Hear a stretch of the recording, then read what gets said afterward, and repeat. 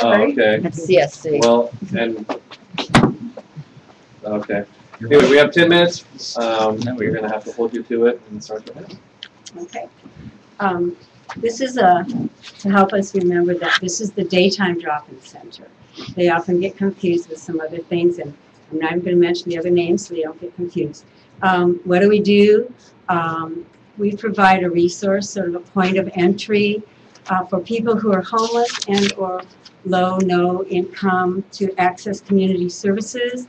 And the Corvallis Daytime Drop-In Center responds to significant needs of a unique segment of this community. What we do is provide dignified and practical assistance and advocacy. So in a nutshell, that's what we do. The project that we're asking for funding is counseling. Our goal is to provide limited professional counseling services to individuals who are homeless or no income.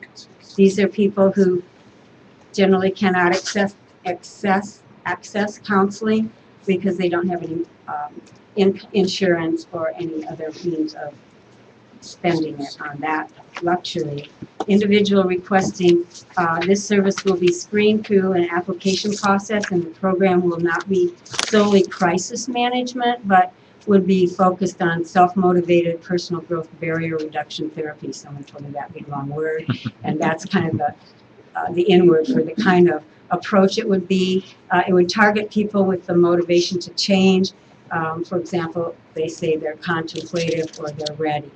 And the amount of money that we're asking for is $10,000, and that money will be spent on hiring a counselor who's credentialed in alcohol and drug counseling and clinical social work with experience with this unique population. And we would like to have this person for like 6 hours a week. How many people would this help beyond what we already do? What we do is pretty unique already and sort of subtly counseling, but this would help approximately probably 50 people in a more structured way, but not too structured, to become more self-sufficient in new and effective ways. And the likelihood of success because of this type of counseling is very high, and I guess also it would depend on how you define success. And a word that my friend here, Tom, has taught me to use liberally is called harm reduction. So the success of the goals are going to vary, but the harm reduction will, great or small, to each person is still a measure of success.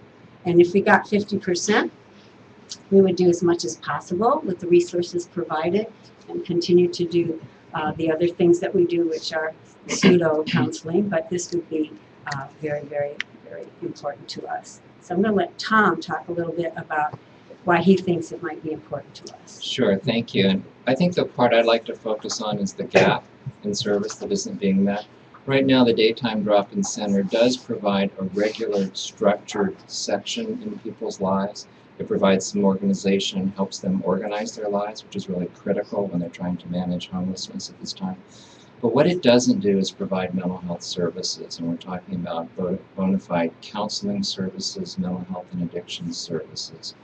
But the gap has another quality to it too, and that's about providing mental health services in place, within the context of someone's daily experience.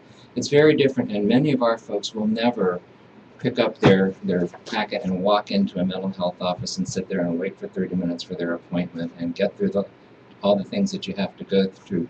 Yet, if that is part of their environment, of their milieu, if that a resource like that is a person that they know, that they see on a regular basis, that's in conversation with them over time, then when they're ready to access resources in counseling and mental health services, and if it's in small increments, it's much more effective. It'll happen. It will be successful. So I think that is a huge gap. I used to work at the county mental health department, and I know that although that's an aspiration, we haven't been able to do that. We haven't been able to have that outreach worker who's with folks in community on a daily basis, looking upstream and identifying, I call them hotspots, where people may be having a trouble that really could land in our public safety or our corrections system.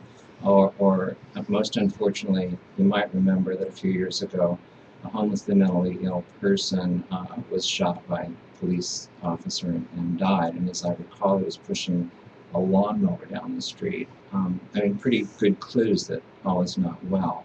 So I think we made plans. We had a meeting about that. We did our Corvallis community forum. We talked about it, what we'd like to do. And to my knowledge, that hasn't really happened. This would be an opportunity for the United Way to make a difference and follow through with the promise that the community has made to this segment of folks. So I don't want to talk too much. I'd love to answer questions that you might have. Go ahead. Where and what ages and are you doing outreach? Okay, this is, the ages will range, and we have the chronically homeless range from probably the most popular ages is between 20 and 60. Not small, but there's the whole range. And then the other part was where? Where is it? Where are you would it be located? done? We're located at the First Christian Church basement, McLean Hall. Okay. Sort of also where Stone Soup is served 3 days a week. We are operating there from 9 in the morning till 2 every day, Monday through Friday. Yes. How are you currently staffing without the work? Everything is volunteer except for we have, because the church needs somebody to be kind of like he calls himself not a bouncer, he calls himself a paladin. He helps make sure the aisles are clear and stuff, and we pay that person, but everything else so far has been volunteer. And this is a very different level of professional service than you might expect of volunteers. Sure. I don't know if this is an appropriate question or not, but the people that are coming in, are they inebriated? Are they using at that time, or is there any requirement that they need to be clean and sober at that The moment? drop-in center is open to anyone as long as it's a behavioral threshold, but the counseling piece would probably have a screening and assessment, a readiness, people who are ready. But the interactions of the counselor would be with everyone who was there. Okay. That was my question. So 6 hours a week, kind of at large. At large and office hour, or what, depending on the person and how they interact, what their needs would be. So. Because you described not wanting to have like the kind of structure where you have to make an appointment in the morning. Exactly. But then if the demand is greater than 6 hours a week, you will have to have some kind of structure for people to all be served. I think it can be set up so that there's flexibility, so that if a person were ready to receive a 50-minute session of therapy, that could be arranged, and certainly this person would have the capability to do that. However, I think much gain is made in 5, 10, 15, 20-minute snippets of just interacting. I mean, I know this from experience, of doing that with a particular population. Quite frankly, some people may not be able to manage their behavior more than 15, 20 minutes and really have that cogent, changing kind of conversation. So it's really quite appropriate, and yet, yes, you could expand it. If someone decided they wanted to enter into consistent therapy with this counselor, that could be arranged. I would not see that as being the primary.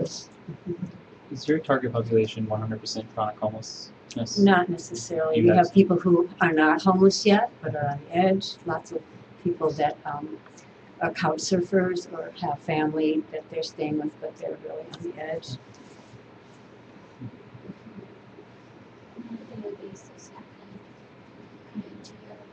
On a daily basis, we see at least 50 people a day at the drop-in center in and out. You said you provided food. Yeah, the drop-in center has, well, it's not an advertisement, but Starbucks gives us some, Sunny Side Up, the Shem Station, we get a lot of pastries, but also people can bring soup. It's all y'all, favorite recipes, you can bring your soup in. We can't use the kitchen because it's a certified kitchen, but we do have. And I think it's important to remember that this population of folks is probably not eligible for mental health services provided at the county because they don't have Oregon Health Plan or Medicaid. And they may or may not at the moment be in danger of injury to self or others. And those would be the two criteria. And I'm not knocking the county health services at all. It's just that resources are pared down to those very critical populations. So these are not for people. These are not people who could access those services that might help them cope, that might help them get out of homelessness or get into sobriety. So I hate to cut this off, but we are out of time. Okay. Thank People you have very additional much. questions, just get